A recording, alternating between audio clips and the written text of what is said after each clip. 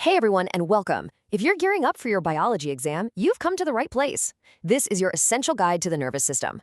We're going to break down everything you need to know, from the big picture structure all the way down to what happens when things go wrong. So let's dive right in. So here's how we're going to tackle this. First, we'll get a map of the entire system. Then we'll zoom right into the central nervous system, the command center. After that, we'll explore the reflex arc. That's the fundamental way it all works. Then we'll trace the information highways, look at the body's autopilot system, and wrap up by covering some of the major pathologies. It's a logical flow that'll help it all stick.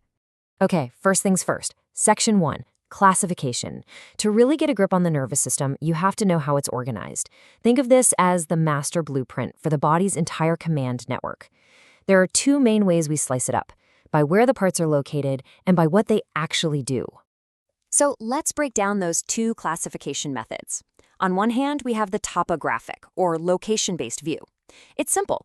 You've got the central nervous system, or CNS, that's the brain and spinal cord, and then you have the peripheral nervous system, the PNS, which is all the nerves and ganglia branching out from the center.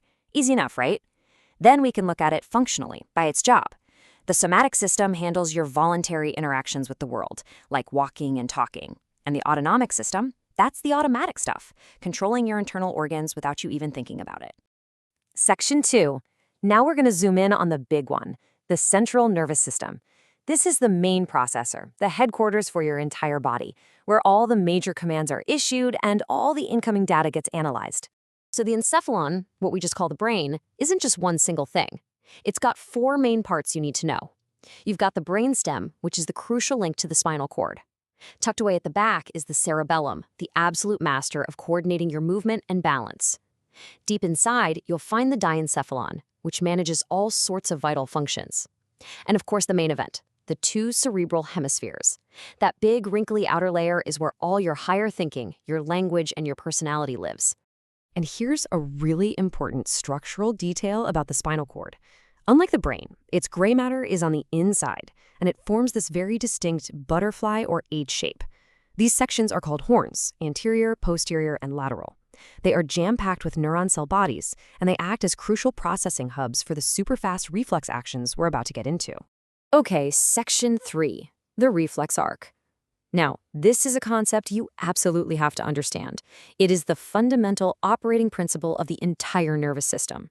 If you get this, you'll understand how your body can react to the world in a split second.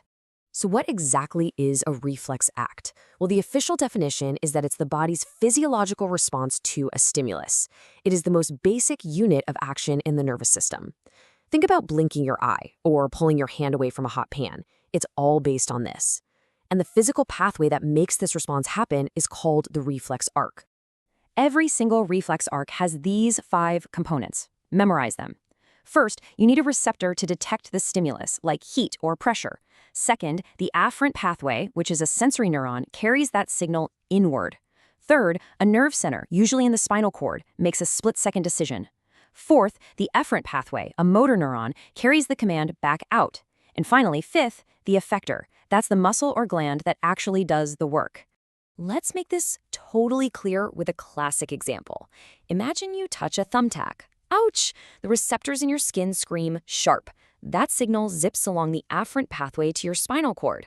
The nerve center there doesn't waste any time. It immediately processes the threat and fires a command right back down the efferent pathway to the effector, in this case, your bicep muscle, which contracts and yanks your hand away. Here's the amazing part. This all happens before your brain even has a chance to register what we call pain. It's an incredible built-in safety feature. All right, on to Section 4. Conduction pathways.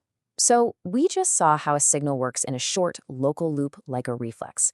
But how does information get from, say, your big toe all the way up to your brain? Well, it travels on specific neural highways. And these are divided into ascending tracks carrying sensory info up and descending tracks carrying motor commands down.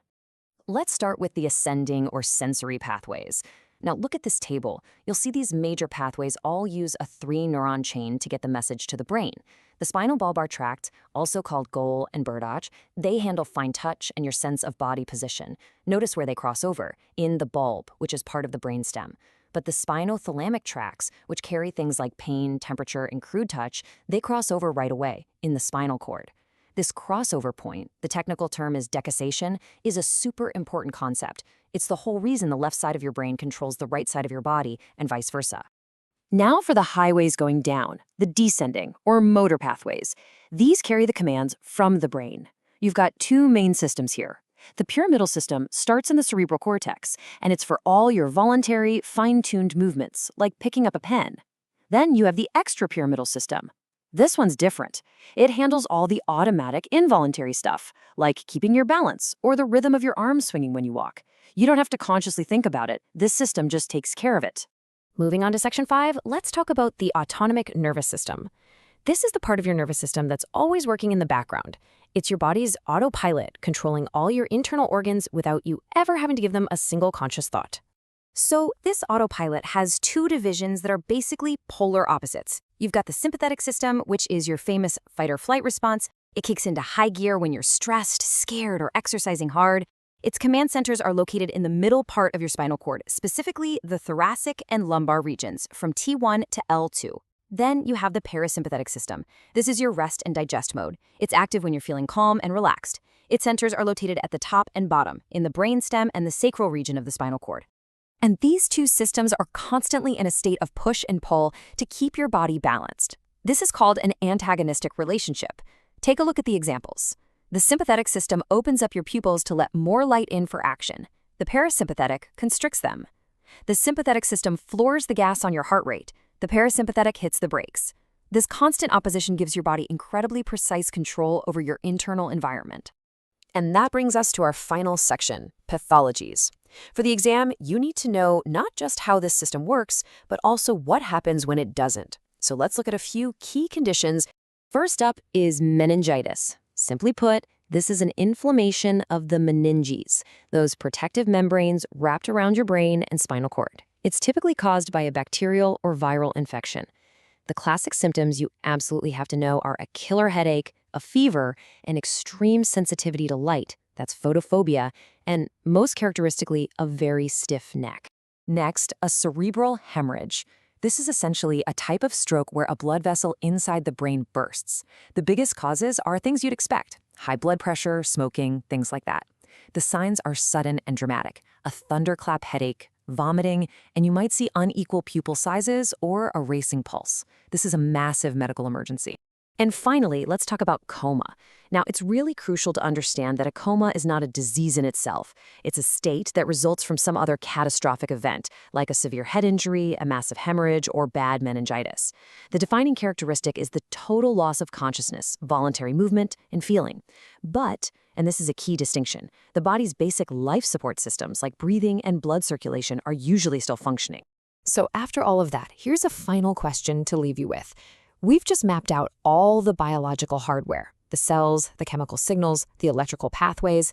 But how does all of this incredible network of neurons firing at mind-boggling speeds, how does it all come together to create the single, unified, subjective experience that you call you?